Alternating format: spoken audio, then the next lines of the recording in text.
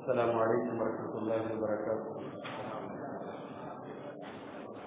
الحمد للہ رب العالمین والصلاة والسلام علی سید الانبیاء والمرسلین وعلی آلہ وصحبہ اجمعین، اما بعد۔ محترم حضرات، آج کی مجلس میں صرف ایک حدیث پڑھ کر اس کی تشریح آپ کے سامنے کرنا چاہتا ہوں۔ یہ حدیث امام ترمذی رحمۃ اللہ علیہ سنن ترمذی کے اندر کتاب الفتن کے اندر لائے ہیں۔ حدیث نمبر ہے 2165۔ حدیث کے راوی ہیں حضرت عبداللہ ابن عمر رضی اللہ تعالیٰ عنہ، اور یہ حدیث ہم سب کے لیے بڑی غور کرنے لائق، عبرت کے لائق اور موجودہ دور اور موجودہ حالات میں بہت ساری اہم باتیں اور نصیحتیں اس حدیث کے اندر موجود ہیں ہمارے اور آپ کے۔ حضرت عبداللہ بن عمر کہتے ہیں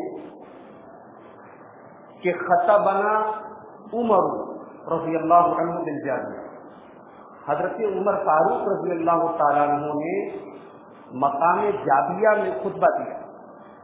یہ مقام جابیہ جو ہے یہ ملک شام کا ایک علاقہ ہے، اور یہ واقعہ تب کا ہے جب حضرت عمر فاروق ملک شام گئے تھے۔ اللہ کے رسول صلی اللہ علیہ وسلم کے انتقال کے بعد حضرت عمر فاروق کے دور خلافت، تو حضرت عمر نے خطبہ دیا اور خطبے میں کہا کہ انی کنت فیکم مقام رسول اللہ صلی اللہ علیہ وسلم فینا، کہ اے لوگوں، جس طریقے سے میں کھڑا ہو کے تمہارے سامنے بول رہا ہوں، تقریر کر رہا ہوں، خطبہ دے رہا ہوں، میں جو بات کہنے جا رہا ہوں اللہ کے رسول صلی اللہ علیہ وسلم نے اسی طریقے سے ہمارے بیچ میں کھڑے ہو کر یہ بات کہی۔ یعنی اب حضرت عمر جو بات کہنے جا رہے ہیں وہ در حقیقت ان کی بات نہیں ہے، وہ اللہ کے رسول کی بات ہے، وہ اللہ کے رسول صلی اللہ علیہ وسلم کا خطبہ ہے جو انہوں نے اللہ کے رسول کی زبان مبارک سے سنا ہے۔ اس کے بعد حضرت عمر کہتے ہیں کہ اللہ کے رسول نے فرمایا اوصیکم باصحابی ثم الذین یلونہم ثم الذین یلونہم، آپ نے فرمایا کہ میرے صحابہ کو مضبوطی سے پکڑو، اور پھر میرے صحابہ کے بعد جو لوگ آئیں گے ان کو مضبوطی سے پکڑو، اور پھر میرے صحابہ کے بعد میں جو لوگ آئیں گے ان کو مضبوطی سے پکڑو۔ آپ نے 3 دور کا نام لیا، صحابہ کا زمانہ، تابعین کا زمانہ اور تبع تابعین کا زمانہ۔ ان 3 زمانے کے لوگوں کو آپ نے کہا کہ مضبوطی سے پکڑو۔ امت کی 1400 سال کی تاریخ پر آپ نظر ڈالیے، اس امت کو سب سے زیادہ نقصان 2 قسم کے طبقوں سے پہنچا۔ ایک وہ طبقہ جس نے صحابہ کو مانا ہی نہیں، صحابہ کو سرے سے ٹھکرا دیا، صحابہ کو ریجیکٹ کر دیا، ان کو دین کے معاملے میں زیرو بنا دیا۔ اور ایک وہ طبقہ جو زبان سے تو یہ کہتا ہے کہ ہم صحابہ کو مانتے ہیں، لیکن عملاً، عقیدتاً، منہجاً صحابہ کرام سے اس کا کوئی تعلق نہیں۔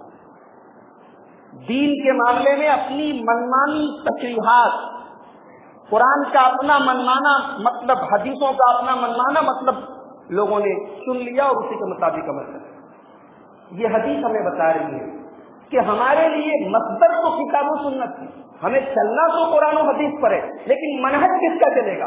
منہج چلے گا سلف صالحین کا، منہج چلے گا صحابہ کرام کا، منہج چلے گا اس امت کے ان لوگوں کا جن کو اللہ کے رسول صلی اللہ علیہ وسلم نے جن کے منہج کو پکڑنے کا حکم دیا۔ اس موقع سے امام مالک رحمۃ اللہ علیہ کا ایک جملہ یاد آتا ہے۔ امام مالک کہا کرتے تھے کہ لن يصلح آخر هذه الامة الا بما صلح به اولها، اس امت میں بعد میں آنے والے لوگ کامیاب نہیں ہو سکتے، بعد میں آنے والے لوگ درست نہیں ہو سکتے، ان کی اصلاح نہیں ہو سکتی جب تک کہ وہ وہی نسخہ نہ اپنائے، وہی منہج نہ اپنائے جو پہلے کے لوگوں نے اپنایا تھا، جو صحابہ کرام نے اپنایا۔ تو اس حدیث پاک کا پہلا ٹکڑا دین کے اندر صحابہ کا جو منہج ہے، پہلے صحابہ ہے، اور خیر القرون کے زمانے میں جو اس امت کا سب سے بہترین زمانہ ہے، اس زمانے کو مضبوطی سے پکڑنے کی تعلیم دی گئی۔ اس کے بعد اللہ کے رسول نے فرمایا صلی اللہ علیہ وسلم نے ثم يبث الكذب، اس کے بعد جھوٹ پھیل جائے گا، اس کے بعد جھوٹ کا بازار گرم ہوتا، حتی یحلف الرجل ولا یستحلف، اتنا جھوٹ اور بےایمانی کا دور آ جائے گا کہ آدمی کی قسم کا اعتبار نہیں ہوگا. آدمی قسم کھائے گا لیکن اس سے کوئی قسم کھانے کو بولے گا نہیں، وہ قسم کھائے گا. وَيَشْهَدَ الشَّاهِدُ وَلَا يُسْتَشْهَدُ، گواہی دینے والا گواہی دے گا اور اس کو کوئی گواہی طلب نہیں کرے گا، اس کی گواہی کا کوئی اعتبار نہیں ہوگا. آج وہ زمانہ ہم اپنی آنکھوں سے دیکھ رہے ہیں کہ آج اطمینان بخش لوگ، ایماندار لوگ، سچے لوگ، دیانتدار لوگوں کی کمی ہے. آج ایسے لوگ جو ہے آٹے میں نمک کے برابر ہیں، کھوجنے سے نہیں ملتے، چراغ لے کر ڈھونڈنے سے نہیں ملتے، کہ جن کی بات کا، جن کے قول و قرار کا، جن کے وعدوں کا اعتبار کرتے. تو اللہ کے رسول صلی اللہ علیہ وسلم نے فرمایا کہ ایسا زمانہ آئے گا، جھوٹ پھیل جائے گا، بے ایمان ہو جائیں گے، لوگوں کی زبانوں کی کوئی ویلو نہیں رہے گی، کوئی اعتبار نہیں رہے گا، قسم کا کوئی اعتبار نہیں، وعدے کا کوئی اعتبار نہیں، گواہی کا کوئی اعتبار نہیں. اس کے بعد آپ نے بڑی اہم نصیحت کرتے ہوئے اپنی امت کو فرمایا، الا لا يخلون رجل بامرأة الا كان ثالثهما الشيطان. کہا کہ خبردار، کوئی مرد کسی عورت سے تنہائی میں نہ ملے، کوئی مرد کسی عورت کے ساتھ خلوت اختیار نہ کرے، اس لیے کہ جہاں ایک مرد ایک عورت کے ساتھ تنہائی میں ہے وہاں پہ تیسرا شیطان موجود ہے. یقیناً عورت ایک بہت بڑا فتنہ ہے، اور اللہ کے رسول صلی اللہ علیہ وسلم کی تو صحیح حدیث موجود ہے. آپ نے فرمایا کہ میں نے اپنی امت کے مردوں کے لیے عورت سے زیادہ خطرناک کوئی فتنہ نہیں چھوڑا. آپ نے فرمایا کہ بنی اسرائیل میں پہلا فتنہ اسی عورت کی وجہ سے.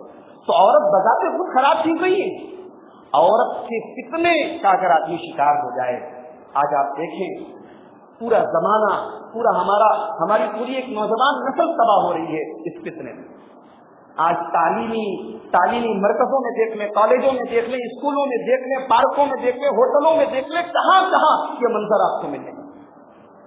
اب تو ایک ایسا زمانہ آ رہا ہے کہ کل تک جو چیزیں عیب مانی جاتی تھی اب عیب نہیں ہے، اور جو چیزیں آج ابھی عیب مانی جا رہی ہیں اللہ نہ کرے ایک زمانہ ایسا بھی آئے گا کہ وہ بھی عیب نہیں مانی جائیں گی. اللہ تعالیٰ ان فتنوں سے ہم سب کی حفاظت فرمائے. تو جہاں دو مرد اور عورت تنہائی میں ہوتے ہیں آپ نے فرمایا کہ تیسرا شیطان ہوتا ہے. اس کے بعد اللہ کے رسول صلی اللہ علیہ وسلم نے امت کی اجتماعیت پر زور دیتے ہوئے فرمایا، علیکم بالجماع، علیکم بالجماع، جماعت کو لازم پکڑو، اجتماعیت کو لازم پکڑو، مسلمانوں کے ارادے کے ساتھ رہو، مسلمانوں میں بٹوارا مت کرو. وَإِيَّاكُمْ وَالْفُرْقَةَ، بٹوارے سے بچو، اختلاف سے بچو، تفرقے بازی سے بچو. فَإِنَّ الشَّيْطَانَ مَعَ الْوَاحِدِ، جو جماعت سے کٹ کے الگ ہو جاتا ہے، اکیلا ہو جاتا ہے، شیطان ایسے آدمی کو جلدی سے اپنا شکار کر دیتا ہے. وَهُوَ مِنَ الْإِثْنَيْنِ أَبْعَدُ، اسی لیے کہا گیا کہ ایک سے دو بھلے ہوتے ہیں، ایک کے ساتھ شیطان جلدی لگ جاتا ہے، دو ہے تو شیطان دور ہو جاتا ہے. تو اسلام ہمیں اجتماعیت کی تعلیم دیتا ہے. اسلام ہم سے یہ کہتا ہے کہ قوم کی اجتماعیت. اب اجتماعیت کا یہ مطلب نہیں ہے کہ ہم غلط چیزوں میں، ناجائز اور حرام چیزوں میں بھی ہم لوگوں کا ساتھ دیں. جہاں خلاف سنت بات ہے، خلاف شریعت بات ہے، ہم اختلاف کی آواز اٹھائیں، لیکن ہم بلا وجہ قوم کے شیرازے کو منتشر نہ کریں. اجتماعیت کو لازم پکڑے، جماعت کو لازم پکڑے. اس کے بعد اللہ کے رسول صلی اللہ علیہ وسلم فرمایا، من اراد بحبوح الجنت، من اراد بحبوحۃ الجنت فلیلزم الجماعہ. جو آدمی جنت کے بیچوں بیچ میں اپنا مکان بنوانا چاہتا ہے، جنت کے بالکل وسط میں، جنت کے بیچ میں اپنا مکان تعمیر کروانا چاہتا ہے، وہ جماعت کو لازم پکڑے، وہ مسلمانوں کی اجتماعیت کے ساتھ. اور حدیث پاک کا آخری ٹکڑا اللہ کے رسول صلی اللہ علیہ وسلم فرمایا، ومن سرته حسنته وساءته سیئته فذلك المؤمن. جس آدمی کو اس کی برائی بری لگے، گناہ کرنے کے بعد اسے شرمندگی ہو کہ میں نے غلط کام کیا، اور جس آدمی کو اس کی نیکی اچھی لگے، نماز پڑھے تو اچھا لگے، کوئی نیکی کا کام کرے تو دل کو سکون ملے، اللہ کا ذکر کرے دل کو سکون ملے، قرآن کی تلاوت کرے دل کو سکون ملے، صدقہ اور خیرات ملے دل کو اچھا لگے.